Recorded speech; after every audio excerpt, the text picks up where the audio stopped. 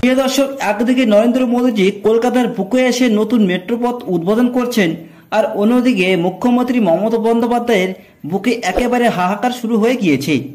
কলকাতায় পুজোর আগেই যেভাবে নরেন্দ্র মোদীজি তিনটি নতুন মেট্রো রেলের উপহার দিচ্ছেন, তাতে তৃণমূলের নেত্রী মমতা বন্দ্যোপাধ্যায়ের গায়ে একেবারে জ্বালা বা ফসকা পড়ে গিয়েছে।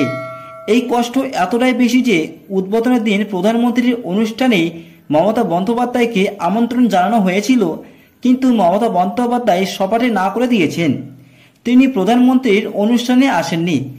কেন তিনি আসেননি তার কোনো সুনির্দিষ্ট ব্যাখ্যাও তৃণমূল দলের তরফ থেকে কিন্তু দেওয়া হয়নি।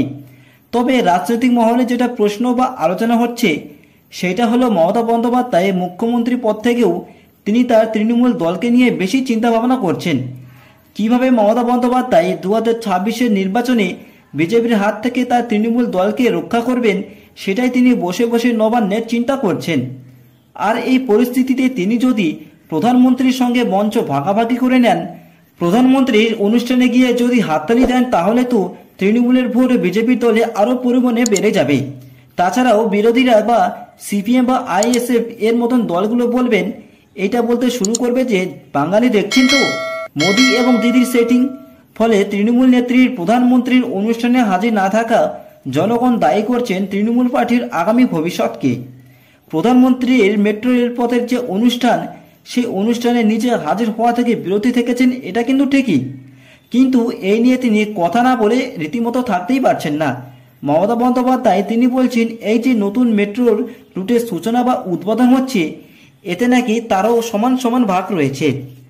পরিষ্কার ভাষায় মুখ্যমন্ত্রী মমতা বন্দ্যোপাধ্যায় বলতে চাইছেন, প্রধানমন্ত্রী হিসাবে নরেন্দ্র মোদীজি আজকে যে নতুন মেট্রোটির সূচনা করেছেন, তিনি বাইরে থেকে এসে কলকাতায় বসে বসে মিষ্টি খাচ্ছেন। আসল কাজটা তো মমতা বন্দ্যোপাধ্যায় করছেন। মুখ্যমন্ত্রী হিসাবে, রেলমন্ত্রী হিসাবে তিনি যা করছেন তার ভাগ তাকে কিন্তু দিচ্ছেন না নরেন্দ্র মোদীজি। একজন মুখ্যমন্ত্রী হিসাবে কোনো কাজ যদি পরিকল্পনা করে তার শাসনকালে না করতে পারেন, তাহলে তো পরবর্তী সময়ের মুখ্যমন্ত্রী সেই পরিকল্পিত কাজটিকে অবশ্যই করবে। সেটা তো স্বাভাবিক, সেটাই তো নিয়ম। মমতা বন্দ্যোপাধ্যায় তিনি 2009 সালে এই মেট্রো পথ চালু করার পরিকল্পনা করেছিলেন, কিন্তু 16 বছর পর নরেন্দ্র মোদীজি সেটি বাস্তবে প্রমাণ করছেন। এটাতেও নাকি মমতাকে ভাগ দিতে হবে নরেন্দ্র মোদীজিকে। এই কৃতিত্ব দেওয়ার জন্যই তো নরেন্দ্র মোদীজি মমতাকে আমন্ত্রণ করেছিলেন, কিন্তু মমতা বন্দ্যোপাধ্যায় তিনি তার অহংকার এবং অভিমানকে ছাড়তেই পারেননি। এটাতে নরেন্দ্র মোদীজির কি দোষ, তাই না প্রিয় দর্শক? নরেন্দ্র মোদীজি তিনি কিন্তু তার খেলা রীতিমতো শুরু করে দিয়েছেন আগামী 2026-এর বিধানসভা নির্বাচনের লক্ষ্য করে। এইবার তৃণমূল খুব চাপে রয়েছে। জনগণ কিন্তু আর এই সরকারকে চাইছেন না, তারা চাইছে পরিবর্তন।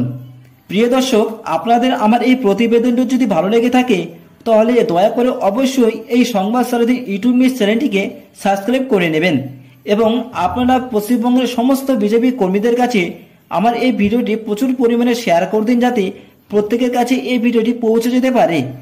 প্রিয় দর্শক, দেখা হচ্ছে আপনাদের সাথে পরবর্তী খবরে।